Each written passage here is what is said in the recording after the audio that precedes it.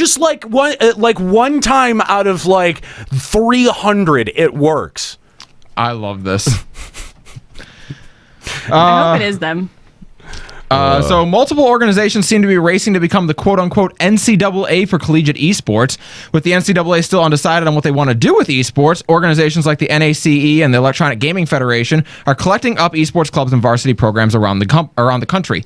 The EGF is even attempting to form a March Madness-style national tournament in the future. I'm telling you, man. Any organization called the Federation is really cool. It's fucking happening. This is the carving up of esports. We've been talking about it for a while. Yeah. And this is just, I mean, I'm not surprised by this at all. I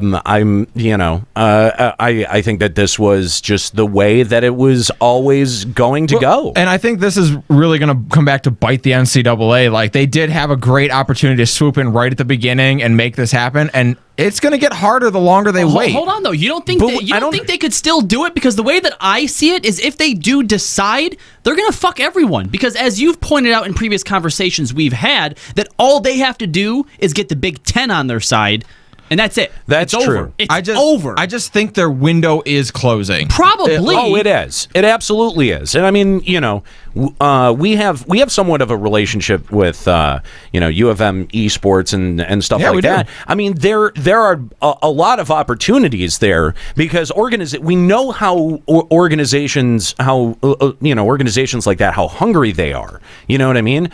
And how willing they are to form up and kind of group up. And yeah, if the NCAA doesn't act soon, they're going to miss their window of opportunity. I hope they do. And I think that might be for the better. Absolutely. I hope that window closes even faster, because, like, listen, I understand that there's probably an argument to be had there of the devil that you know is better than the devil that you don't. Yeah.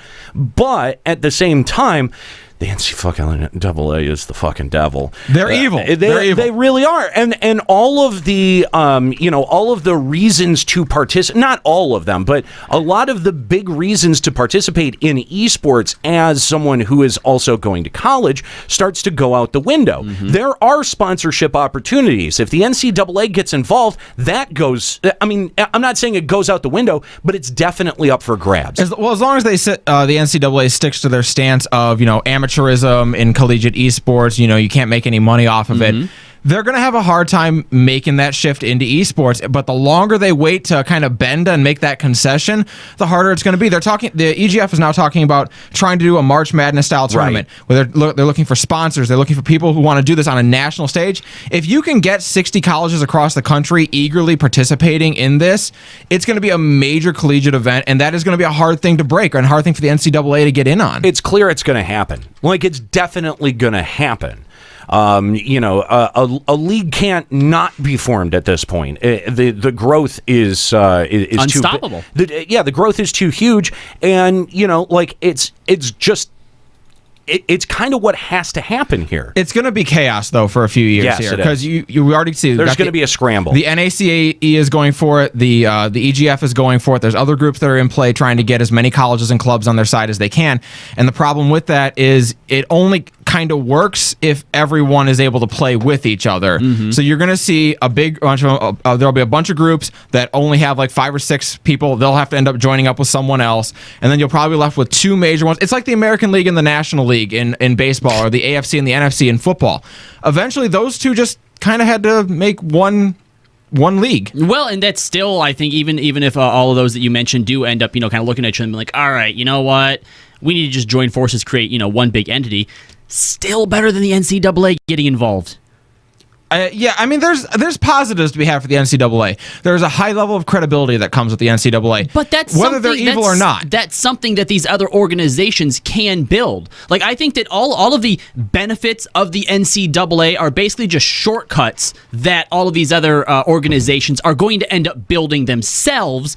And I think that in the end, it's going to be a lot better, because if the NCAA were to grab a hold of esports and basically say, look, no amateurism now, in some cases, depending on the level that you play on, you might actually look at college and be like, you know what? No, it makes more sense for me to spend my younger, years, because we know that once you start getting into you're in your early 30s, you're in those senior brackets now. You're starting to lose your competitive edge. Why would you want to spend 4 or 5 of your best competitive years playing for no money in college? That's a great point. No, I agree. If the NCAA does get involved, they will have to concede on amateurism. And you're right. It's because of the age bracket that you can play these games competitively. Your college years are your prime. It's not like the NFL. The NFL, your prime is 27 to 30 probably. Right. Well after you're out of college. In fact, most kids have to go 3 or 4 years before they're out of college, before they're any good in the NFL. Your talent pool, I mean, we've seen that the talent pool skews so young that you're basically pulling kids straight out of high school. Absolutely. I mean, there might almost not even be a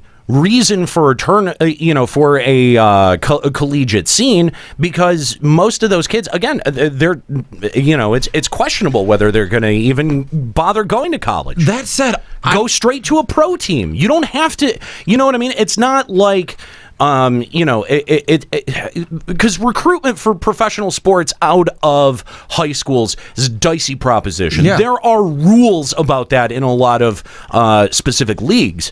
Doesn't the NFL can't recruit out of high school, can they? No, you have to play 3 years in college. Okay, right. So they've got specific rules about that. But as you've said, that does not apply in esports. No. Your prime is basically 18 to 25. Right. You can because no 18-year-old kid is physically ready for the NFL. You just can't be. You're not big enough yet. Which means that college leagues have either got to see themselves as secondary leagues to the pros, right? Like, you've kind of got... It's sort of the way that professional football and college football are consumed. Not the way that the leagues are structured, but the way that they're consumed, right? Right. Because in that case, college football feeds the NFL, but you can't have that here. You've got to have both of them sort of running in tandem as I like the pros, but I also like the college league, because it's got to be for different fucking reasons. This is where, if the NCAA gets involved, if let's say they go ridiculous and they say, nope, we're sticking to our amateurism rules, there is an element of that where it's like, these are kids now who are going to college and getting a scholarship. Exactly. But they're going to go to college, not to try to make it as a pro. And in so many ways, what's wrong with the NCAA is, in let's say football, none of those kids are there to get an education. They are taking the bare minimum classes with 12 tutors who are basically doing the work for them. And it's literally just, hey, I need to survive 3 years and go to the pros. And that's all it is. Guess what? You're not going to be given that same treatment as an esports pro. And again, there just seems to be little to no incentive unless you can't make it as a pro at 18, 19. You need to brush up. Right.